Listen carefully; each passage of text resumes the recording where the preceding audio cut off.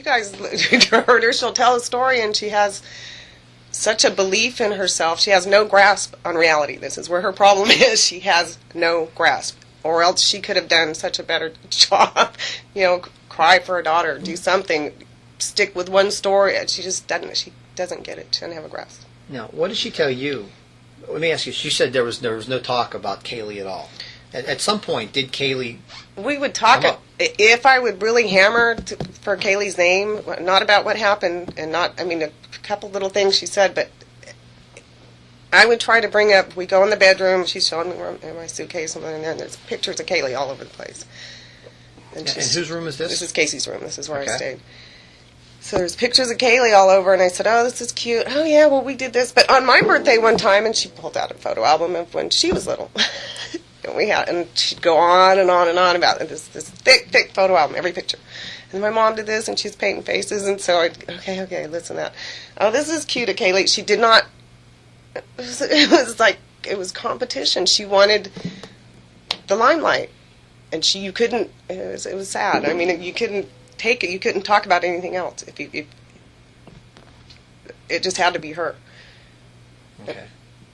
What did she say happened to Kaylee? I mean, at some point, I'm sure it had to come up. Okay, I talked to her. She's not supposed to talk to anybody else. And I'm saying, I asked her at one time, do you want to, or I was telling her about Leonard. I said, if anybody can find her, this is what he does. I showed her a couple little videos on the computer about what bounty hunters do and stuff. And this is believing that Kaylee's alive. I said, if anybody can find her, he can do it. You got to talk to him. No, I can't. Jose said, I can't. I said, you got to talk to him. You have to do that. And we're sitting on the bed, and she goes, okay, I will. I said, you will? Is it okay with your mom? And this is when her mom's out in the trailer, and she said, okay. I'm not. Okay. I think. So we had Leonard come in the house and question her. We're sitting on the couch, and Leonard starts saying, okay, what happened? And she started explaining well, I took her to the apartments, and I dropped her off with Zenaida, and Leonard said, bullshit, don't start telling me that crap. She goes, no, that's what happened. No, don't do that. I'm here to find her. Don't pull your shit. I'm not going to believe your lies. She goes, you can't tell me. This is seriously the most emotional I've seen her the whole time I was there. You can't tell me what happened. You weren't there. You don't know what happened, and you need to leave. She got the interview off. She got real upset, so I go back. I go outside. I'm smoking. She comes and sits back there, and she's going, I knew it. He just acted like a scumbag cop, and he's doing that. And I go, man, I'm sorry, Casey. I said, I didn't know he'd act like that. I go, but you know what? Rob's different. I said, we got to find her. I said, let's talk to Rob. She said, I don't want to do that right now. I said, well, tomorrow when we're going to the attorneys, talk to him. I said, he doesn't, he and Leonard have different beliefs. That they're not, he's totally different. He believes in you. He believes what you said. So let's talk to him. She said, okay. Now, so then you accompanied Tracy, or you accompanied Casey when you went to and from the... The first 2 days I was actually in the attorney's office. I sat in the lobby while she was at the attorney's office. Tell us about the ride on the way down the first time to Jose Baez's office. I think the first time she's talking about herself and the news, and she just talks about stupid things. She didn't talk about Kaylee at all. She didn't talk about the case on the first ride. But the night after, I mean, it was just... What was she saying about herself? Oh, I think I should sign pictures and get some money for the defense, or maybe we could take it on the radio and go to the Howard Stern show, but he'd want to know my bra size and if Jose was hitting it, and I mean, that's what So she was talking about whether Jose and they were having a sexual relationship. Well, she's just saying Howard Stern would wonder. Would ask these things. Yeah. These are some of the things that she was concerned about on the first ride down to Jose Baez's office. That's usually what she was concerned about. Okay. She concerned about the way she looked? Always. And how do you know that she was concerned about the way she looked? Well, one of the times, I'm not sure of the order. One of the times, because Rob's driving her, he's doing this little... He's driving. He takes his sunglasses off, and this is through the rearview mirror, and they're talking. And she takes her sunglasses off, and I think it might have been the time she changed her story, or another story is trying to say, well, we're here to help you and all this stuff. And so when we get home, I don't remember that whole conversation. When we get back, or the next morning, she's going, I put on eye makeup today for when we play the sunglass game, and it's just all fun and games for her. It's just not okay. You want to know something really sick? She had me put a watch around my ankle I have a picture of it. So I'd be home. I'd have a monitor too. She's going to paint one blue. One of these watches, we can put it on your ankle. And I'm going along with this. I have to. And the sad thing is I really kind of liked her, but just because I feel sorry for wackos or something. But she's a very likable girl. She is. If she wasn't so. So she had you put a watch on your ankle so you guys would have matching ankle bracelets? Yep. What did you do when you went down to Jose Baez's office? I sat out with my computer. I sat in the lobby. And then I only went the first couple of days. That's Casey. I only went the first couple of days. And then then I just decided to stay with Rob because I didn't want to sit in there. But I guess it was after the air samples.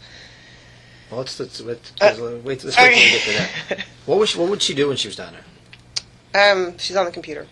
She wasn't with us. She doesn't meet with them all day. She was on the computer in the conference room, like a room like this. And what does she do when she's on the computer? Trying to find clues to find Kaylee. Okay. And where was she looking for these clues? Probably MySpace. Okay. Facebook. I don't know. I wasn't allowed. I had lunch with them in there, but I sat in the lobby. Did she ever say what they were doing? Yeah, that's what she said, looking for clues. So she would go down there and search the computer looking for clues. Mm-hmm. Okay. Anything significant about on the ride on the way home?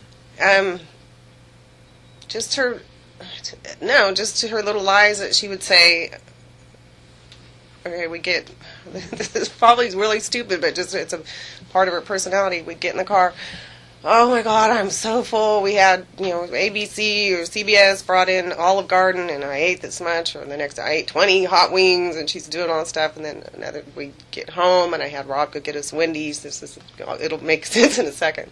So we eat Wendy's again that night. The next day, I guess, because Jose would probably try to coach her to talk about Kaylee and act like you're upset. So the next day, she's going, I lost so much weight. I didn't eat all day yesterday. I've just been so upset. Just except for that Wendy's, because she forgot. She told us about she's just she wasn't okay. Wait, here, lead me where to go. I want to say something about after the air samples with Jose. Okay, first of all, I'm in the room, and I think Rob sent me a message saying that air samples came back positive or whatever. So I'm watching. I put the news on for a second. And she walked in, and I turned it off. And I heard a little bit, and I was looking out, and I hear the media vans are pulling up, so I know something's going on. I figured it was pretty big, but I'm not letting her see it, and I can't remember. I heard something else, or Rob gave me more information, so it really upset me. So I walk out, and Jim is sitting, Lee and Casey are in there. Jim is sitting in the living room with them, and I look at him. My face must have been pale, and I said, come here, come outside. And he walks out, and I said, the air samples are back. There's signs of decomposition. He goes, I know. I'm trying to keep Lee and Casey away from the TV. And by the time, I'm seriously upset, shaking. By the time I walk back in the bedroom, she's in there with the news on. I go, oh, hold on just a second. I go, yeah, something came up. And it's whatever news. And they said, yeah, the samples came back with decomposition. She looks at the TV and she goes, a lot of people had access to that car. Walks outside. So that was her response when learning that there were signs of decomposition in her car. A lot of people had access to that car. A lot of people had access to that car. And then she elaborated on that the next day, writing with Rob, and I'm not sure which story was that, but saying that, Jesse even had a key to the car. A lot of people could get in that car. Jesse even had a key. And that's another thing.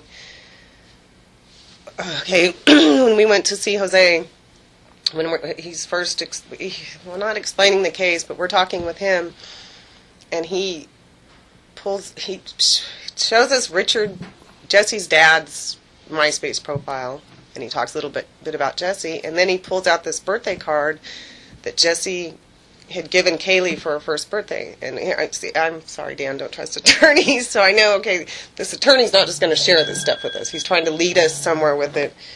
And it's his birthday card, and it's something that seems like it should be written to maybe a lover or wife or something like that, but it's to Kaylee. It's for her first birthday.